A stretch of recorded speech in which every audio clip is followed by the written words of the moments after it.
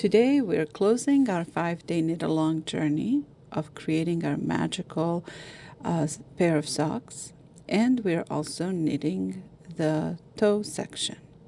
So here I will show you for this size of the socks that I made, which work out to fit shoe size women's 8 to 10. I needed 22 rounds for the foot section. Remember yesterday in the previous video, I reminded you to check the length against your foot so it's perfect fit for you. And when your foot section reaches the base of your big toe and your little toe, then you're ready to make this toe shape. And it could be that you need a few rounds less or a few rounds more. But if you want to make the socks that match these exact socks, you would do 22 rounds. And then you would have a decrease. How do we decrease for shaping the toe section? We want to see how the top 22 stitches and the bottom 22 stitches form the top half and the bottom half of the sock, and we want to move the beginning of the round to the side again. We've been working from the middle on the bottom as we finish the heel. Now we want to move the start of the round to the side. So that's what I'm doing. I'm just knitting across this needle to get my start of the round to be now on the side of the sock. And in every other round from here on, I'm going to decrease on left and right of the top of the foot and left and right of the bottom of the foot. And I'm going to do that every other round. So this round will be a decrease, and the next one will not be a decrease. On this side, I knit one, then I want to knit two together, but I want to untwist the stitches. I want to open them up so that as I'm knitting, I'm creating a nice line shaping the toe section. When I get to the other end of these 22 stitches and I have 3 left, then I'm going to decrease on that side.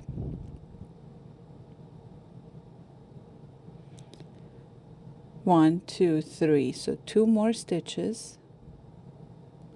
And now I want to knit these 2 together, but I want to change the order so that from this side of the sock, my decrease line shaping looks nice and neat coming left to right.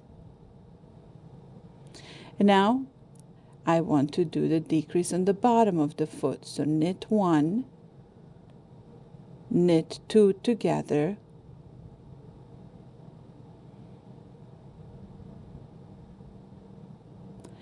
now I knit to the end of this needle and across the next needle until I have 3 stitches left so that I can decrease on the other side of the bottom of the foot, right there.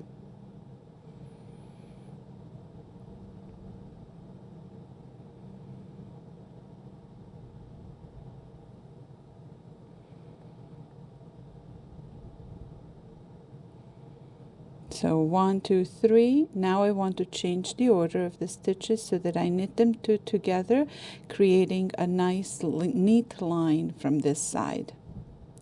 Next round, I knit all the way around without decreases.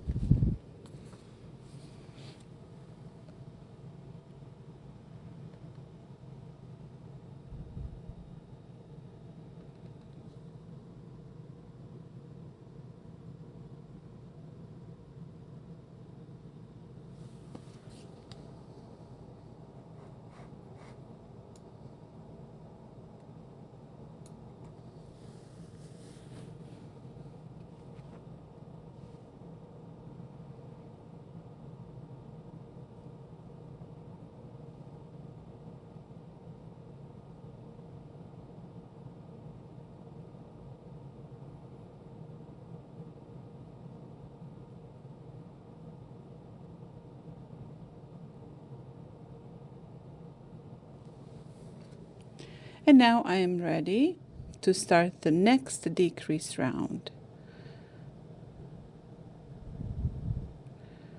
Okay, so I will knit 1, knit 2 together, but remember to open them up so that they're not twisted.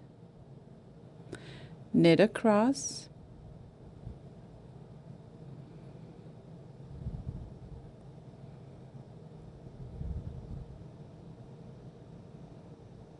when you have 3 stitches left, you're going to do the top foot decrease on the other side. Remember, on this side you want to change the order of the stitches so that you're making a diagonal line in the opposite direction. Now you go to the bottom of the foot, knit 1 and decrease, which is knit 2 together. Open the stitches so they're not twisted.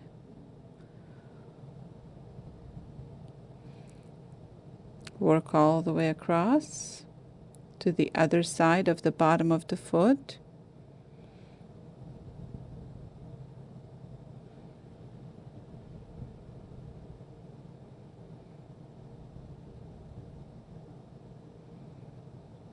When you have 3 stitches left, you're going to change the order of the 2 coming first to you, knit them together, knit 1. And now you start again. You do the no decrease round. After it, you're going to do another decrease round. And you will keep repeating, alternating decrease round and no decrease round until it is time to cast off.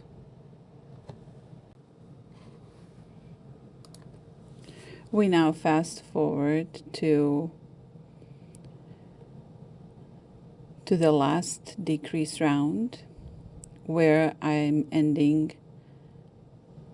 at a place where I have 10 stitches on the top of the foot and 10 stitches on the bottom of the foot. And I redistribute the stitches so that I have only 2 needles, and it's time to cast off. I want to show you how to do this inside out casting off with 3 needles, because these are rather magical socks. Instead of using the sewing needle, I really find this a little bit tricky, but so worth it, because it creates a nice toe box without a sewing edge. So you want to be very careful. This is another test for you as a magical wisdom keeper and creator in our realm. You can see me here carefully pushing the needles into the sock. I hold them on the inside with my fingers, carefully making sure stitches don't run away. I turn the sock inside out while I hold the needles.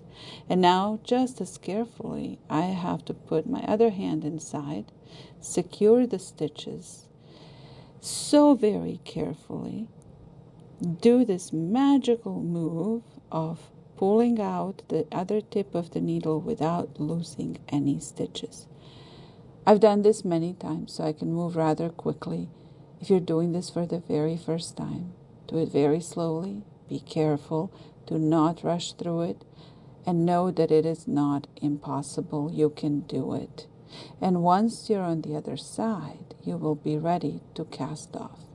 Now, if your foot is just a little longer than what I need here for this pair of socks, you may want to decrease until you have 8 stitches on top and 8 on the bottom, or 6 on top and 6 on the bottom. For me, the right size for this pair of socks was to have 10 stitches on top and 10 on the bottom. And I like that the toe box is not very pointy this way either. Okay, now you have to be very careful. You have to cast off using 3 needles. So your third working needle will go through the front needle stitch, back needle stitch. Then you will take your working yarn, making sure you're taking it from the right end, where it ends of the knitting, not where it goes to the yarn ball. And you're going to grab the yarn. You see here how it's going through both stitches, one on each needle. And I'm going to grab yarn and I'm going to pull it through both of those stitches. One needle first, the other needle second. And I slip off those 2 stitches, one on each needle. So I have one here. I'm going to put it back on the front needle. It goes back on the front needle. Now you knit 3 stitches at a time to finish casting off. 2 on the front needle, 1 on the back needle. Put your working knitting needle through the 2 stitches that are on your front. Then put the needle through the 1 stitch that's on the back row. Grab the yarn, pull it through all of those, and now slip those 3, 2 and 1. You have 1 stitch here that goes back on the front needle. Your working needle continues on 3 stitches now at a time. So you're actually casting off 2 stitches at a time, but you're working through these 2 in the front and 1 on the back row. You grab the yarn,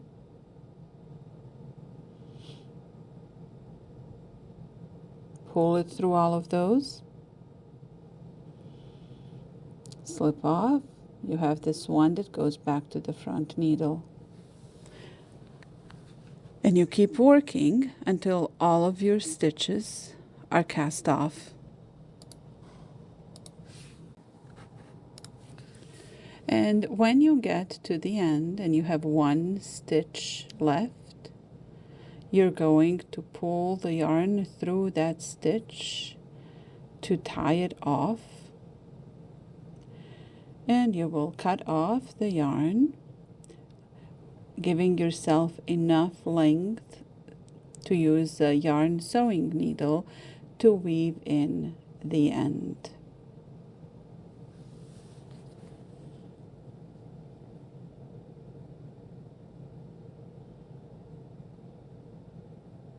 Now, once you cut off, you pull that sewing tail of the yarn out, and you pull out the yarn you don't need to use anymore. And now you have 2 ends to weave in, one at the cuff and one at the toes. So here you can watch me do that. And you might not need to watch me do that. Maybe you know exactly how to do it. If you have never done this before, watching is going to be much more helpful than me trying to tell you how to do it. You want to follow the shape of the knitted stitches as much as you can, and you don't want to make big knots. So basically what you do is you use your sewing needle to weave the end yarn following the shape of the knitted stitches. And you go back and forth a few times. If there's a stretched stitch, I recommend going over that a few times. Sometimes when you're doing this for the first time and your tension is not really suitable, you can see here I'm showing you how you don't have to stay at that very corner.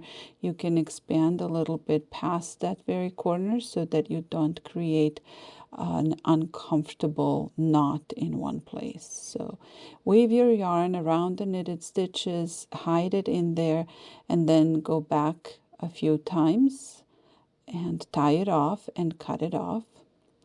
And then we will go to the cuff side to finish the other end of the sock.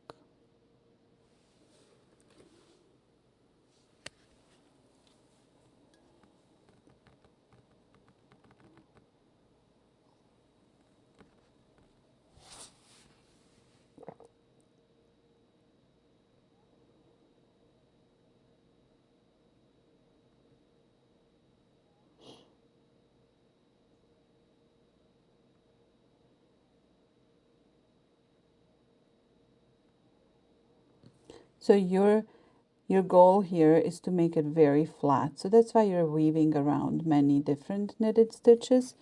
You don't want to make a big knot, but you want to secure the yarn so it doesn't go anywhere.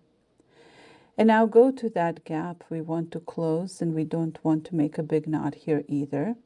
So thread that end and look at the edge to discern the shape of the edge cast on stitches, and then mimic that shape with your sewing needle to create one sewn stitch there that looks like the others. To close the gap gently, do not pull it too tightly. And then just like you did on the toe area, you want to use your sewing needle to weave the yarn following the shape of the knitted stitches around that cuff space, so that it is not really easy to notice. And actually, by the time you're finished, if you really follow the shape of the knitted stitches, it's not going to be noticeable at all. You want to not make a big knot, but you want to go back and forth, weave in, follow the shape of the stitches, hide your yarn, and then tie it off.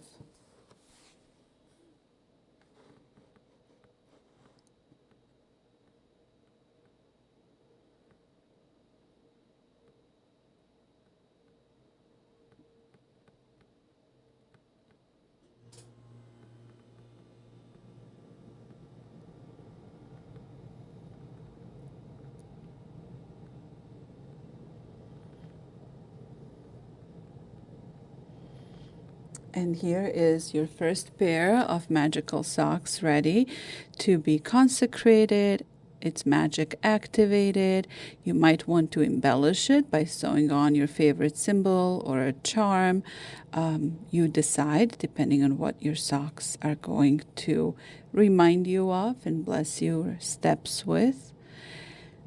Enjoy wearing them. And if this is your first, this is a beginner pattern, so this might be your first pair of socks that you knitted.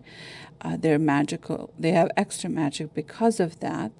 And now you're ready to tackle some more projects, some more beginner level socks with maybe adding a cable or adding a collar stripe. We will do more of those as we go into our journeys.